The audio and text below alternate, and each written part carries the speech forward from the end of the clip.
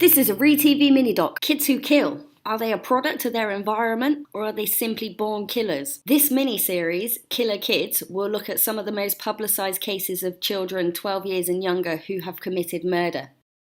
Christopher Frank Pittman, age 12, Chester, South Carolina in USA, kill count 2. Christopher Pittman was convicted in 2005 of murdering his grandparents, Joy and Joe Pittman, on the 28th of November 2001 when he was 12 years old. The case drew national attention in part because of his age at the time of the crime, and in part because his defense was that the prescription drug Zoloft influenced his actions. At age 12, Pittman ran away from home twice, threatened suicide, was picked up by police and confined to a facility for troubled or runaway children for 6 days. While there, he was put on Paxil for a mild depression. His father, Joe, sent him away from their home in Oxford, Florida, to live with his grandparents in Chester, South Carolina, where he frequently visited. His paternal grandparents had been a source of stability for him for years, in a life with a mother who had run out on him twice and a father who Pittman claimed had been abusive. His doctor in Chester, having no samples of Paxil to give Pittman, gave him samples of Zoloft instead.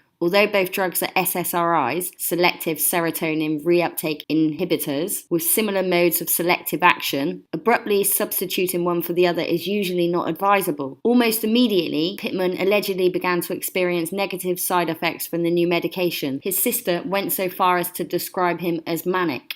He purportedly experienced a burning sensation all over his body which required pain medication, and he complained about the side effects of the drug. At a subsequent doctor's visit, his dosage was increased from 100 milligrams daily to 200 milligrams daily. Zoloft does have several side effects in children, including aggravated depression, abnormal dreams, paranoid reactions, hallucinations, aggressive behavior, and delusions. Risk from overdose include potential manic reactions. On the 28th of November 2001, Pittman had an argument on the school bus, choked a fellow student, and later disturbed the person playing piano in his church. That night, after receiving a paddle spanking from his grandfather, Pittman went to his grandparents' bedroom and murdered them with their own shotgun, which he had been taught how to use. After the murder, he set fire to the house using a candle and papers. Pittman took his grandparents' car, their guns, his dog, and $33 and left. He was picked up after getting stuck 2 counties away. Before confessing, he told a story of a large black male who had kidnapped him after murdering his grandparents and setting fire to his house. When he ultimately confessed, he proclaimed that his grandparents deserved what they got. Pittman's father testified that the incident occurred 2 days after Christopher's Zoloft dosage had been doubled. Pittman was sentenced to 30 years in prison, which was reduced to 25 years on appeal, and could be released by February 2023.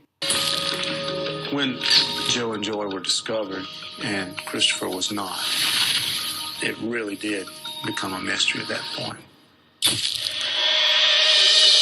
In these woods this morning, a 12-year-old boy appeared saying he had been kidnapped by a man and taken away in his grandparents' truck. Chris, we heard that he'd been found. The couple's missing SUV and the boy were both discovered some 40 miles away. There was a lot of speculation and hearsay and rumor about what happened to Christopher. Is he a suspect? We're questioning him right now. Law enforcement, they believed that he had killed his grandparents.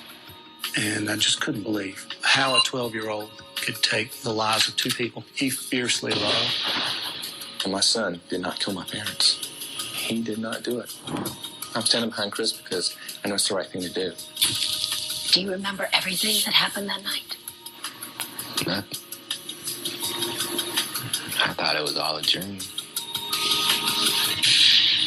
Thanks for watching. If you enjoyed this content and want to see more, pretty please give me a thumbs up and subscribe to the channel. Peace!